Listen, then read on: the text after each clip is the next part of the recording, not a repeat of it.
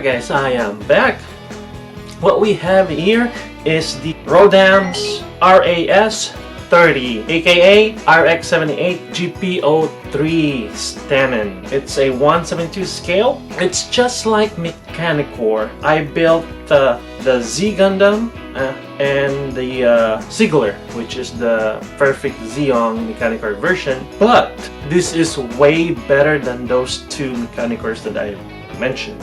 Why? Because those two gave me a nightmare. I mean, it's a nightmare to assemble. There's a lot of fitting issues. On this one, there are refitting issues, only quite few, but everything is spot on. Some parts needed to be glued, which the manual stated, and also there's also parts that needs to be glued that the manual did not state. But yeah, it's a straightforward build. The reason why it took me about a week to finish everything, to finish what you are seeing right now, is because I spent more time rewiring and resoldering the wires. I mean, there's no problem with the stock wires. I am very meticulous when it comes to wiring. Since the original wire or the stock wire, you can easily pinch it using, or you can easily skin it using your fingernails. So if the wires get stuck in between the parts, you can easily puncture it. So that's the reason why I replace all the wires. So anyhow, there are a lot of metal parts which this kit has. We have a metal hitch that goes to the thrusters, as you can see right here. Right there. This is the smallest thruster. The biggest one is on the side skirt binder. I think this is side skirt or the back. There. There are metal hitch inside. And there are pins, actually. There you go. There are several pins that you have to glue, which my Mechanicore Ziegler doesn't have. It's all plastic. And what's the good part also is the pistons. The pistons on the ankle, on the arm, and on the main body are metal. And if you're just gonna do a straight up build, you don't have to worry about the color accuracy of the parts, since all parts are color separated. Even the tiniest, the smallest part is color separated. It's like, for example, this one right here. This tiny part right here, it's very small. It's actually a separate part. You have to glue it on this one. Even the gray piece right here, it's a very tiny one also, but it is a separate part. Also the details, see the chrome part right here is also separate. So yeah, when it comes to detail, it's a intensely detailed model kit. Well, now let's go with the fitting issue. We have several fitting issues, not really major issue for me. Here on the chest, I have a fitting issue on this cage right here that holds up the main frame. I mean, holds up the top portion. What I did is I just applied super glue, Gorilla Super Glue, and that's it. And also on this back right here, this is the one that locks the shoulder joint and connects everything together. You really have to force it in because it's not properly aligned. But it doesn't need gluing. It's only a fitting issue. You have to force it to be aligned. Now on the shoulder part, on this one, I don't remember encountering a fitting issue. All you need to glue is the photo hitches. Yeah, no issue on the shoulder. Now on the arm, the main piece of the arm right here, I had no fitting issue. The only fitting issue I've encountered is the extended manipulator, which is this one. I did apply some glue here, since every time I would move this part, the peg would separate. Even though I trimmed the peg already, it will still split apart, so I just glued it. Now on the Hands is just like a Perfect Grade. Manipulators are movable, posable. On the hip part is just like the Mechanicor, and also Perfect Grade. And also some detail part right there. It's just color separated, and the tubings. You don't have to color the tubing since the tubings are already colored. There's some chrome piece, and the main board that you connect to the stand is right here. And now we have the hip joint right here. It's all plastic. It's being secured by a screw. There's a lot of screw on this one. Now on the legs. I didn't really encounter any fitting issue on the legs. The only... oh, there's one I encountered. Is the the knee joint right here. I mean, it's not really a fitting issue. It fits perfectly. What I did is I just trimmed the peg inside because it's so tight, and it's so tight. Even though I haven't screwed it in, it's so tight. I'm afraid that it will snap the knee joint. So I just trimmed it, and that's it.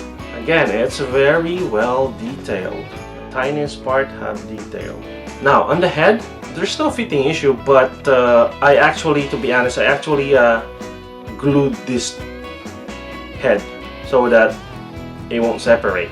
I mean, if you don't glue it, it's fine, it won't separate, but the seams are so noticeable, and then the space, there's like space in between.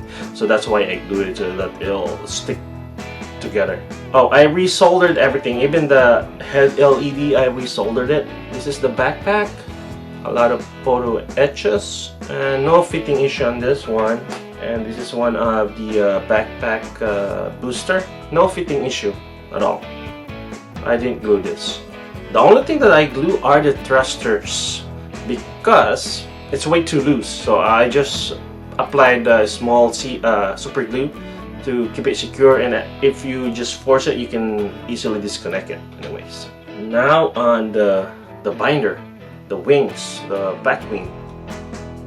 I don't know why Rodam made this. I mean, I think on Bandai it doesn't have any jet turbine, but this one is like a jet engine.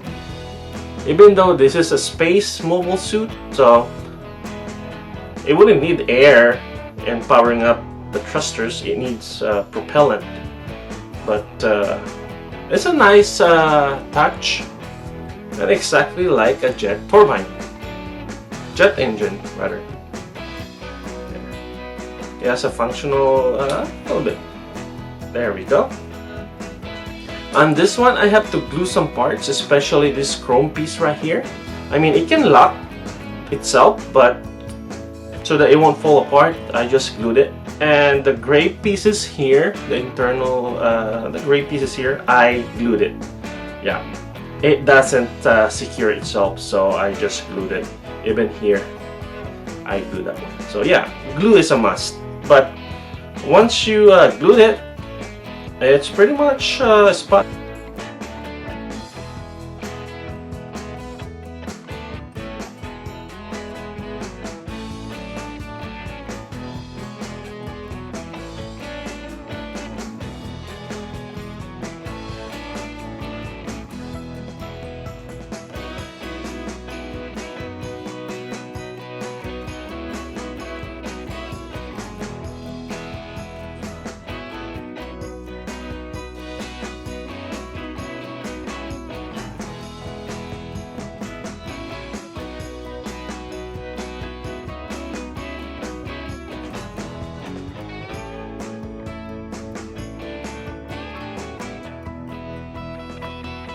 Alright guys, I am back. I have here is the fully assembled Rodam's 1/72 scale RAS 30, originally known as RX-78 GP03S Stamen Gundam. So here we go. Straight up build, just pure penny line and nothing else. All parts are molded in color, even the tiniest part. Let me just say it now. Once it is fully assembled, it can't stand by its own. Actually, it can stand by its own, but it needs to be leaning forward, which is very awkward. So if you if you put it straight up, it will just fall back because it's back heavy. The back binders, the huge binders, are heavy. That's why it's back heavy. The base stand is really a must. I didn't really. Oh, I encountered some fitting issue. Not that much. It's very quite few of them. The one that is noticeable is the one on the shin, right there. It didn't really. It's not really bothering me because it looks like just a small gap in between armors, which tank and airplane has. So I'll just leave it. You can easily fix the gap by applying glue and pressing it together. No issue on that. But right now I didn't put any glue because I am going to detail the inner part, which is I am very OCD about it. I love detailing inner parts and inner frames. And also I might paint the armor also, but in the future. I think that's the only issue I've encountered on the leg. Now on the arm, I mean on the general itself, the fitting is not like Bandai where you align the two parts together and snap it in. This one you have to align it in a certain angle so that you can achieve 100% fit. Like for example on the forearm, it's an L-shaped armor which goes from the below the elbow going to the upper wrist. There are 3 pegs. What I did at first, I thought it was a fitting issue since it wouldn't align really and it wouldn't snap in. But I tried on different angles and I snapped the upper peg first, leaving the 2 below here unpegged, and it went in. After I was able to insert this on the female peg, the one on the wrist, the pegs on the wrist just snapped in.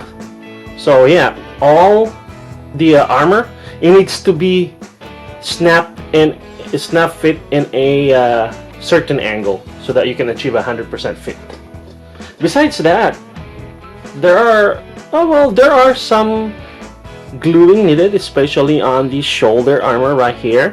That's Rodams. I think Rodams forgot to put a peg and a female peg on the inner frame, so there's nothing really gonna hold the armor.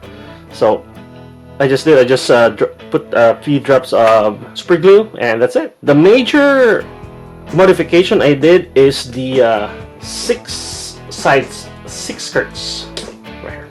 It's a ball joint connection, but the hole on the side skirts, I mean front skirt, side skirt, and back skirts are too narrow. So I just disassembled this and drilled and made the hole deeper.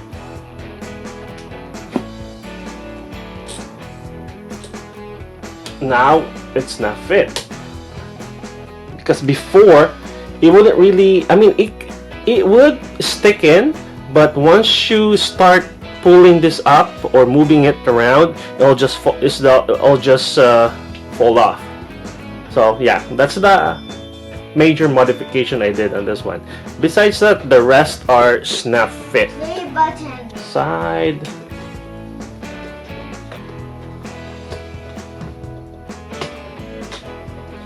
So the base stand is a USB powered. On the back, I glued some parts. This flap right here, I glued it on the gray piece because it wouldn't hold. Glue is a must. It's not really an issue. I was so hesitant in getting this because of the experience I had from Mechanic War. But since I saw Rodam is gonna release the Orchis weapon system, it's not actually the Orchis itself.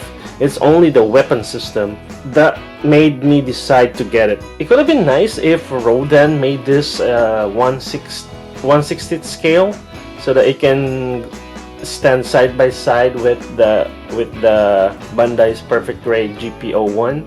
But what heck, 1/7/2 scale model kit is it's a decent size. It's a good enough.